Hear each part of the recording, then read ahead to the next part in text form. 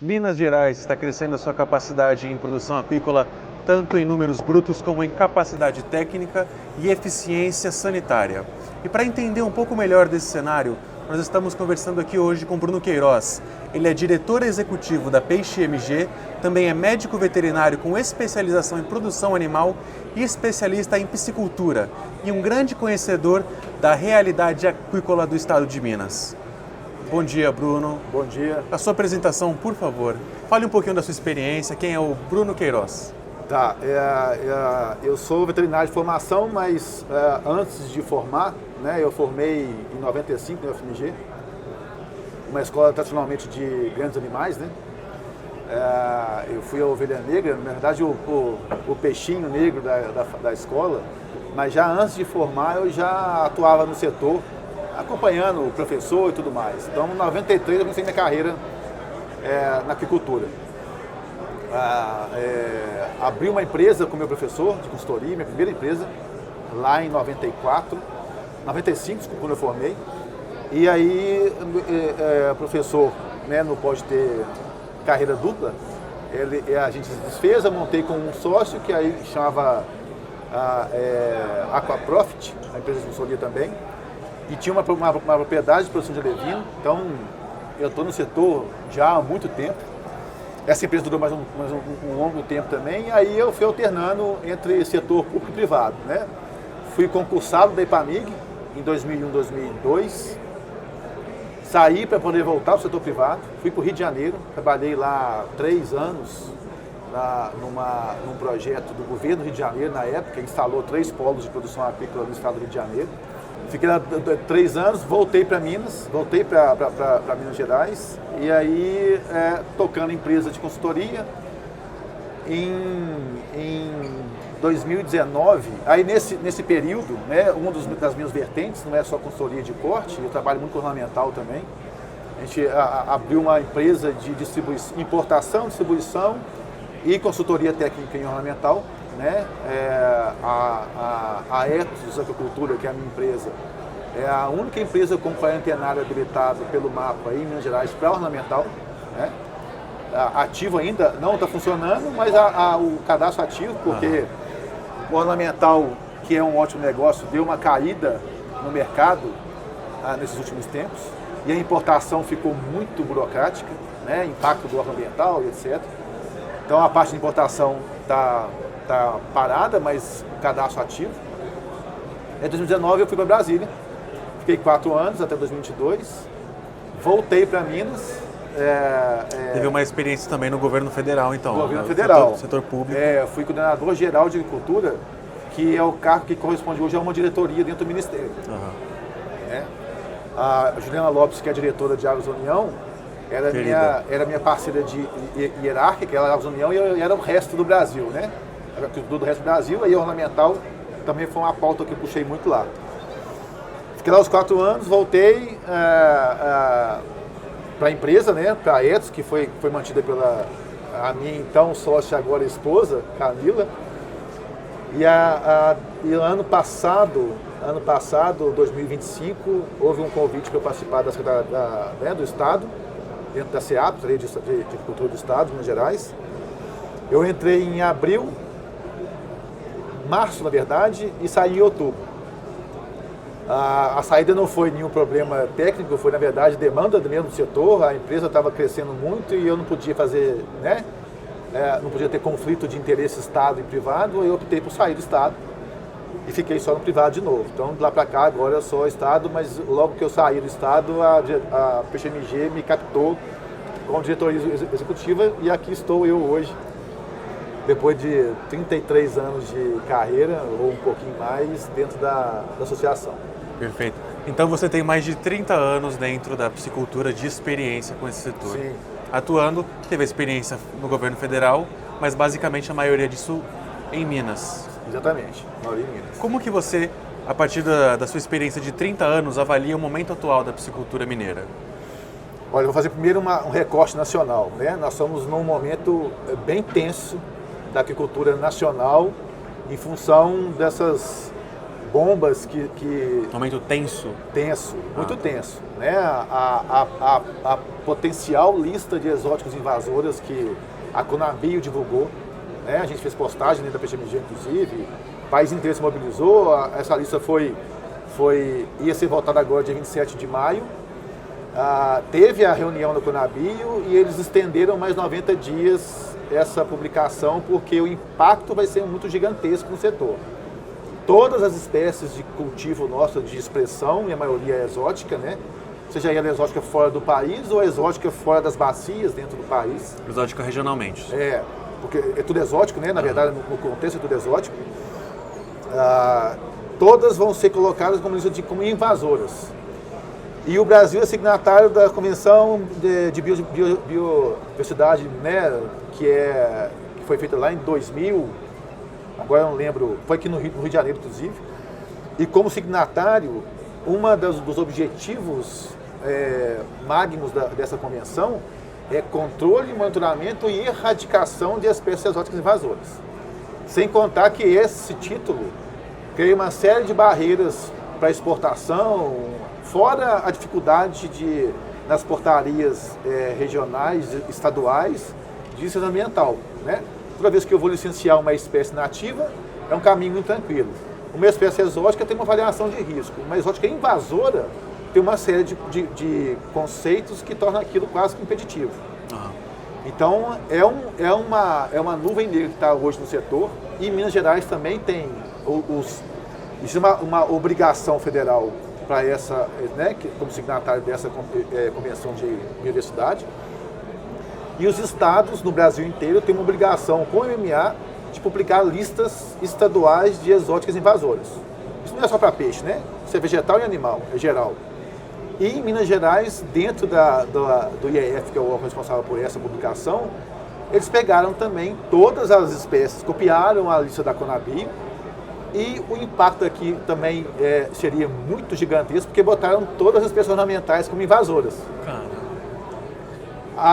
Dentro de Minas também a PXMG atuou de uma forma bem incisiva, né? A gente fez uma série de reuniões, nós recebemos a portaria que seria para a publicação dessa lista e fizemos uma contribuição bem robusta, inclusive criando uma terceira classificação, porque eram só duas, a proibida e a permitida sobre análise, né, das exóticas invasoras. A gente criou uma terceira categoria, que deveria ser o natural, que é uma espécie já estabelecida na agropecuária. É exótica, ninguém está dizendo que não é exótica. Mas chamar que é invasora é quase que uma vou usar um termo técnico, né, uma sacanagem governamental, porque é mesmo assim, você dá dinheiro para o seu menino comprar bala todo dia no baleiro. Compra bala, para chegar assim, fala assim, olha, bala vai te matar, cara no seu dente, está proibido bala. E o menino costumou criar bala a vida inteira porque ganhar dinheiro do seu pai para comprar bala todo dia. Né? Os governos estimularam a produção no Brasil de tilápia, truta e ornamental na zona da Mata Mineira, que é o maior polo nacional de ornamental, e 98% das espécies são exóticas. Né? Chega num belo dia, no auge da evolução dos setores, alguém chega e fala, não, agora é tudo invasora. É tudo uma espécie criminosa, porque cria uma tarja de criminoso. E aí veio uma bandeira, eu vou falar que foi uma falácia, porque é falácia, eu já estive do lado de lá, eu entendo bem como o órgão ambiental trata essas conversas. A falácia é que ninguém vai proibir o cultivo, é só para a gente poder ter ferramentas de controle e monitoramento. E aí, tanto no federal, que a gente também fez parecer, né, colaborativo com a PXBR, quanto no estadual, que foi parecer específico nosso, já existem leis federais e estaduais que dão direitos aos órgãos ambientais de monitorar espécies exóticas. Ninguém proíbe isso, ninguém é contra isso. Né? Agora, subir o status para invasor é um problema seríssimo. Então, essa nuvem está pairando os dois órgãos, né? Federal, que é todo mundo em cima, e o estadual, que a gente fica por conta, a PXMG, estão barrigando isso para frente. Porque sentiram que a confusão social ia ser muito grande. E a famosa importação do Vietnã, né? que também veio com uma lapada no setor. Em Minas Gerais, chegou a ter peixe sendo comercializado no ponto de venda, no PDV lá no supermercado, a R$30 o quilo, R$30, 800 gramas, dava 30 e poucos reais o quilo. Todas as nossas unidades de beneficiamento de Morada Nova, onde tem produção de tilápia, né, onde se beneficia tilápia em Minas Gerais, Triângulo, Morada Nova, sul de Minas é um pouco menor, mas tem também, consegue entregar um filé para o ponto de venda a 34, 35, 36 reais.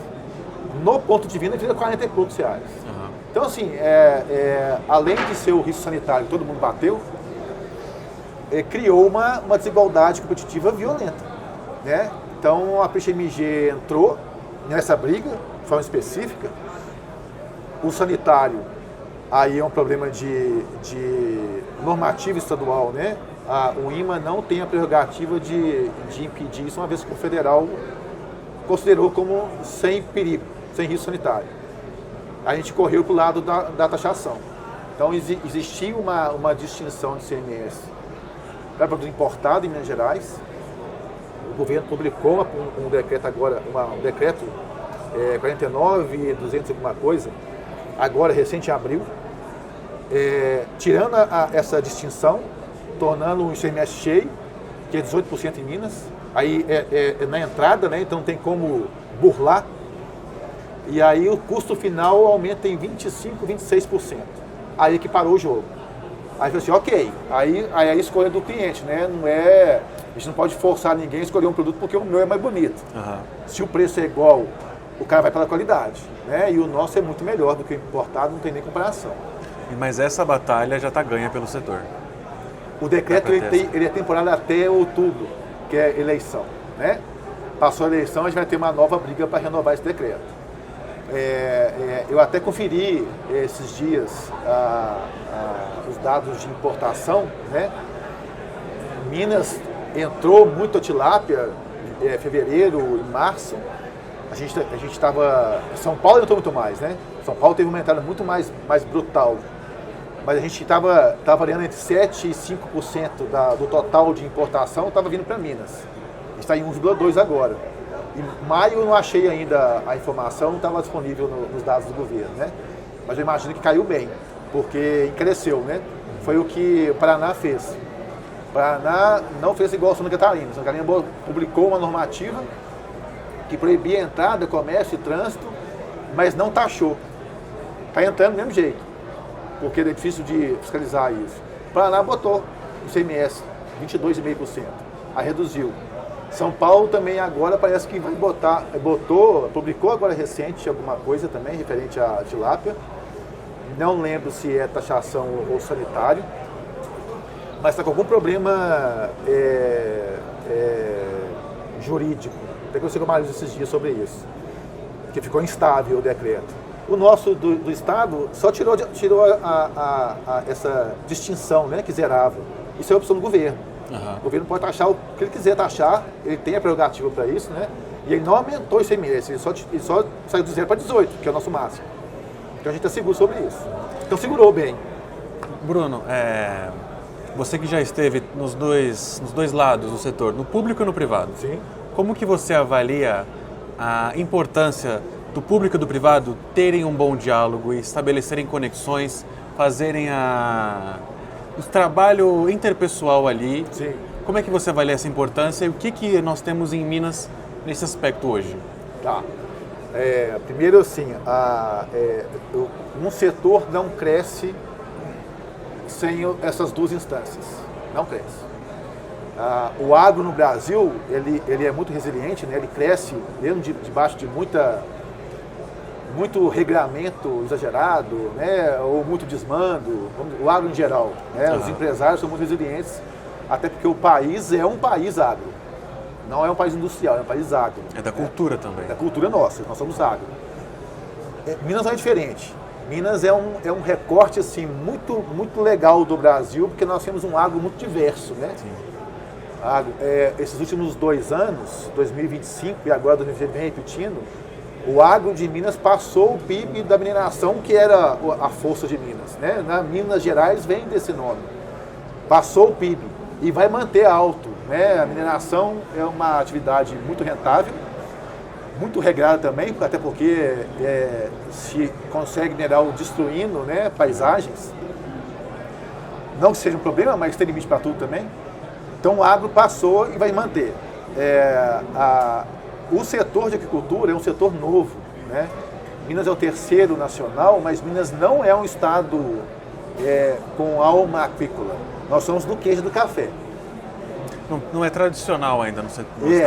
Assim, Moranova Nova está lá há 30 anos, o ornamental está na Zona Mata há mais de 30 anos, mas tradicionalmente na cultura mineira, eu brinquei uma vez ainda dentro da SEAPA, né, da Secretaria de Agricultura de Minas, brinquei com o nosso chefe de gabinete e com o Thales, o secretário, que quando você vem para os eventos, né, do agro, tem o plotter tradicional da SEAPA. E tem uma vaca, tem uma café, um queijo e eventualmente assim, um frango e um suíno. Aí eu virei para ele e falei assim, quando é que nós vamos botar um peixe nesse plotter? Né? Porque não é a tradição, né? Os grandes dividendos que o Estado tratou a vida inteira não eram peixe, né? Mas agora peixe é uma realidade e é um caminho sem volta. E também sem volta. Tanto é que quando eu fui contratado para a SEAPA, eu fui contratado para um cargo de assessor técnico.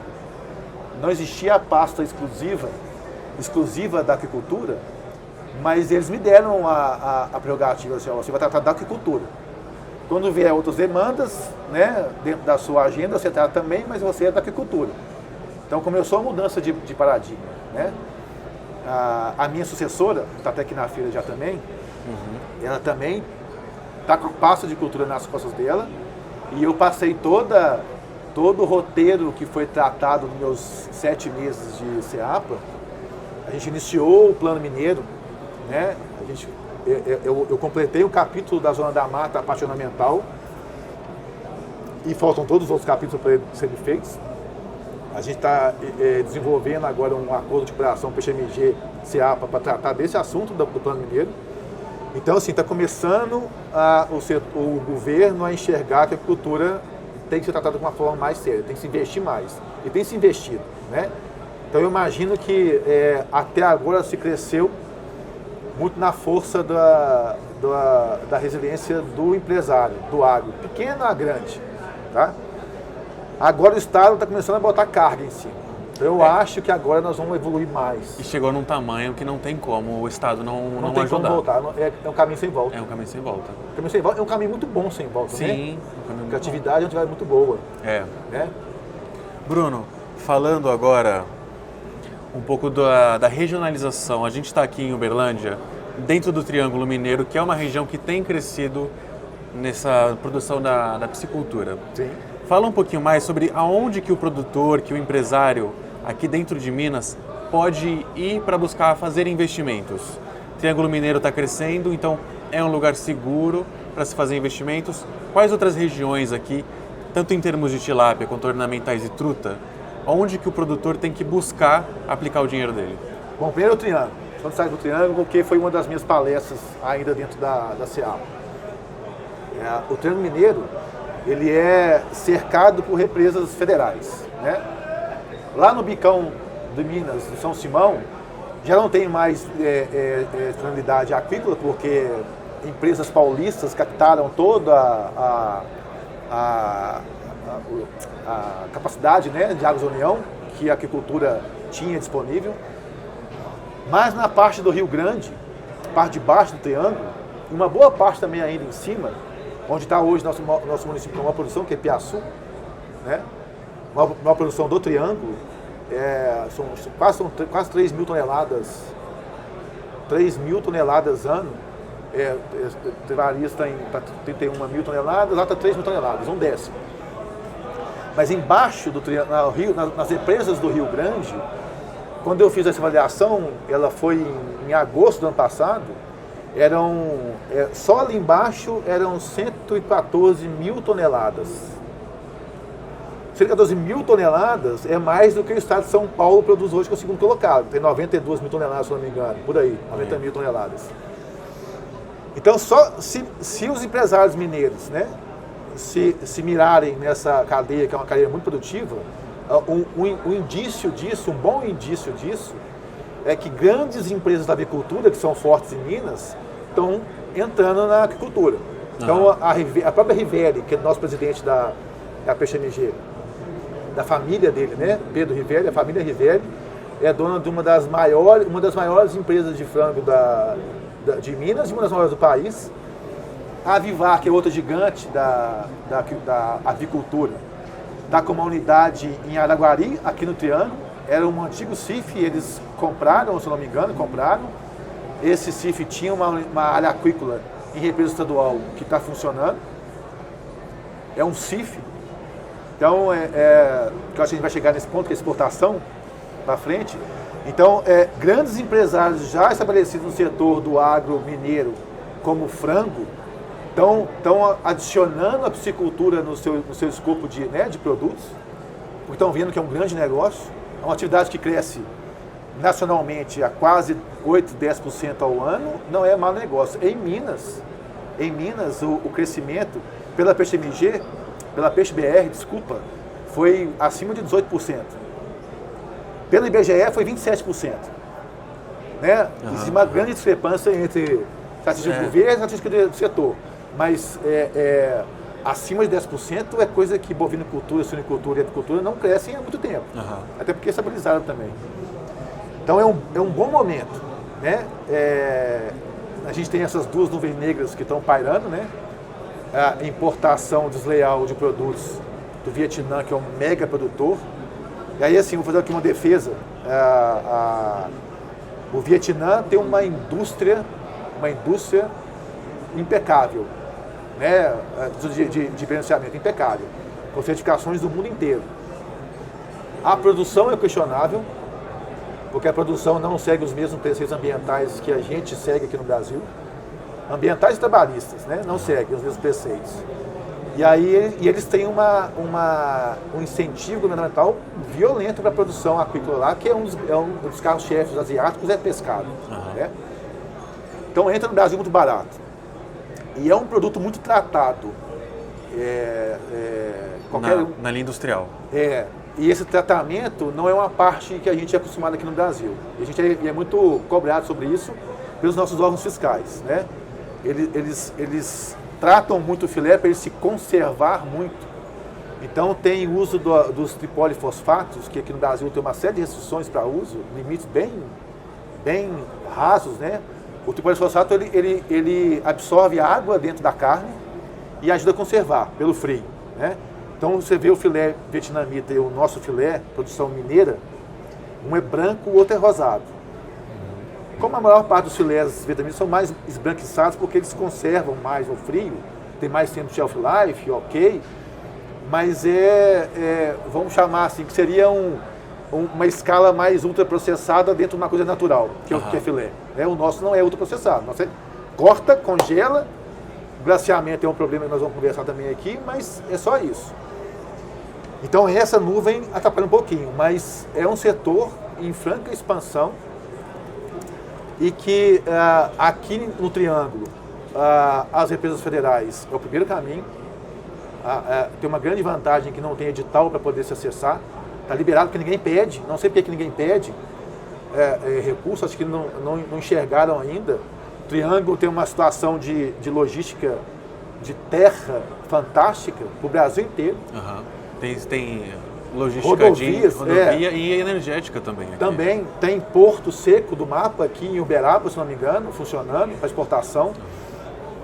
E temos as empresas estaduais, que também não estão todas ocupadas. Né?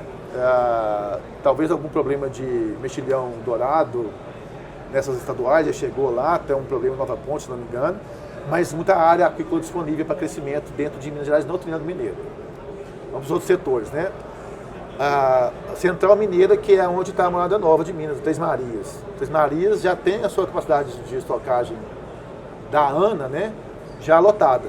Não dá para expandir ali? Por enquanto não. O que aconteceu? Quando se criou a legislação para essas, né, para Águas da União, criou-se os parques aquícolas. Paraclitos são áreas não onerosas para pequenos produtores. Então, destacou-se uma parte dessas capacidade total para esses produtores de pequeno porte, que entram sem ter que pagar nada. Só que a agricultura, como qualquer negócio do agro, em pequena escala, não vai sozinho, a não ser que uma cooperativa se forme. E cooperativa em Minas é uma coisa um pouco complicada. Então, assim, a maior parte desses parques aquícolas nas represas de Minas não funcionaram. Agora não sabia falar em um resto do Brasil, mas eu sei que em vários outros lugares também esses parques foram tirados da área federal e foi adicionado essa capacidade para a parte onerosa que o empresário entra, né, sob edital, sob demanda e paga para poder ficar ali instalado. Então, Três Marias ainda tem 1 ou 2 parques aquícolas, se eu não me engano. Mas no curto prazo não é uma opção viável para o empresário investir. Ainda vai precisar Não, lá, de burocracia. lá não tem abertura por enquanto. Não tem. Não tem. Então, assim, qual é o processo? Até houve agora esses dias uma ação fiscal do MPA lá.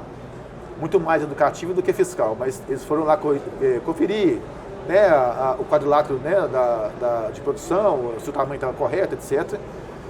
E todo mundo precisa se regularizar. Uma vez que todo mundo se regularizou, tanto federalmente quanto a licença ambiental no Estado, é que o órgão federal vai conseguir fazer essa consulta pública para ver se alguém desses pequenos produtores vai querer assumir a área do parque aquícola para só depois extinguir.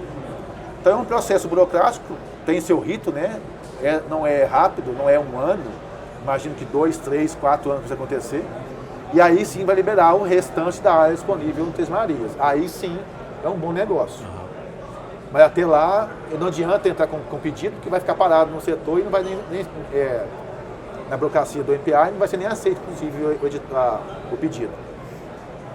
Então, aí vamos para Furnas. Furnas foi o primeiro grande polo, né? Começou em Furnas. Desculpa, a produção em Furnas ela é principalmente em tanque escavado, não é? Não, é represa de Furnas.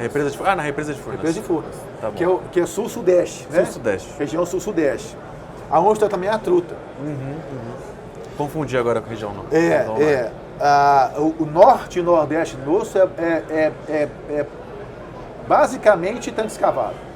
Tem muito tambaqui, muito tambacu, muito pacu lá, muito peixe redondo. Temos também tilápia. Os polos fortes de redondo estão lá. Nós temos um polo muito forte também na Zona da Mata, que é o mesmo produtor de tilápia e tambaqui, nas estatísticas do BGE, né? Mas o sul-sudeste, onde está a represa de Furnas, começou ali o movimento. Tinha cara que ia virar um grande polo e em algum momento estagnou. Tanto é que Furnas tem ainda 10 mil toneladas de disponibilidade de capacidade de estocagem, que ninguém pede. E qual foi o motivo dessa estagnação? Porque Minas tem alguns problemas sintomáticos, que são infraestrutura logística e infraestrutura energética. Sim. Digamos. Sim. Foi algum desses o problema de Furnas ou não? Não. Assim, Furnas teve problemas de variação brutal, por causa de seca. Isso assusta um pouco. Mas Três Marias também teve. Né? Várias outras represas do Brasil também teve isso. E a questão em tanque-rede, na minha opinião, foi falta de organização setorial. Por isso que lá não se lanchou. O que aconteceu em Furnas, na sua opinião, foi falta de organização do setor? Do setor. Porque, por favor, agora explica. Furnas começou com unidades que eram de grande porte, na época, né? Quando começou, muito tempo atrás. A agricultura em Minas tem mais de 3 décadas, né? Mas começou gaiolas 2x2. Nosso passado de tanque-rede é 2x2. Hoje você tem gaiolas em algumas empresas no Brasil que tem 15 metros de diâmetro, 20 metros de diâmetro, mega gaiolas, né? As tradicionais são de 6x6. Três Marias tem um movimento grande de 3x6 para facilitar o trânsito de água, né? Na parte mais fina. Mas Furnas foi crescendo, o frio atrapalha muito, né? Assim, dá quase 2 meses de diferença entre Três Marias e Furnas. E em algum momento o eixo deslocou para Três Marias. O empresariado todo foi para Três Marias. Os que estavam em Furnas foram para Três Marias? Não, o empresário fala em geral, porque em Furnas tem muito paulista, né? Ah, tá. Em Furnas tem um perfil também mais paulista. Quem estava ali continuou. Mas os empresários que foram investir em piscicultura foram para o polo mais quente, para Três Marias. 2 meses de cultivo é muita coisa, né?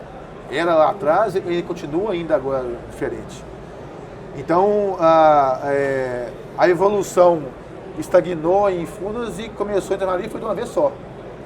Quando aqui Três Marias começou, arrampou e virou, a Morada Nova virou o maior município produtor do Brasil. Do Brasil.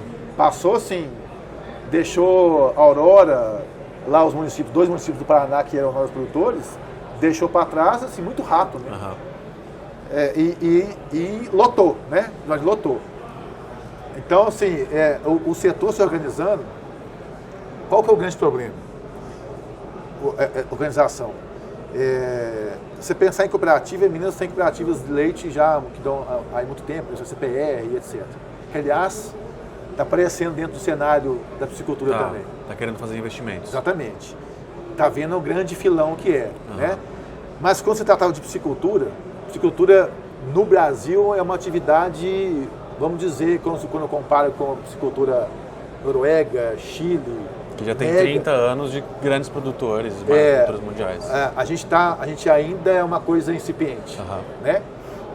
O Brasil tem potencial para ser o segundo maior, porque maior que a China é impossível. A gente pode ser o segundo maior.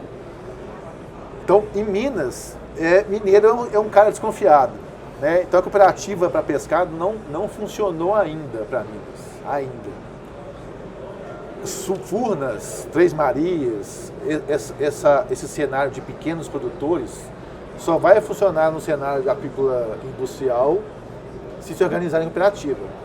Haja visto o Cevale e Copacol, né? Mega cooperativas no Paraná, que dominam o mercado nacional, inclusive. Dominam a cadeia toda. São competitivos ao extremo. Né? Porque é cooperativa, porque tem incentivo do governo, mas porque são altamente organizados. Os produtores são comandados de forma boa, né? Eficiente, pelo menos. Eficiente, e eles se preocupam só em produzir. Os caras produzem, tem garantia de compra, de preço, de mercado. É a avicultura, a nossa avicultura. A gente ainda não virou isso. Quando virar, isso muda. Aí eu consigo enxergar uma evolução em Furnas, consigo enxergar uma evolução em outras regionais mineiras, né? Que é o perfil hoje Norte-Nordeste, né? São pequenos produtores que se associam, as associações existem, né? A associação não tem fim lucrativo, né? A associação é para representação do setor. Forma a associação, recebe verba, abre-se tanque, o cara tem ali uma produção, né, para ganhar melhor, a vida dele vai melhorando, e assim vai crescendo. Mas cresce de uma forma não tão focada em produção industrial. É produção familiar, que não é um problema, né? A agricultura no Brasil é mais familiar do que industrial, né? Em número de pessoas, em potência de empreendimentos, não. Em potência de empreendimentos, nós somos industriais no agro, mas em número de empreendimentos, a grande maioria é familiar, né? E Paraná, que é o principal estado, é dominado por empresas familiares. Exatamente, coordenadas que pelas se organizam em cooperativas. Que aí vira uma potência fantástica. Né?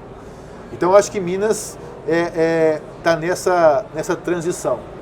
Nós temos grandes empresas que estão se fortalecendo em Minas, mas as organizações familiares ainda estão só em formato de associação, ainda não se formaram cooperativa.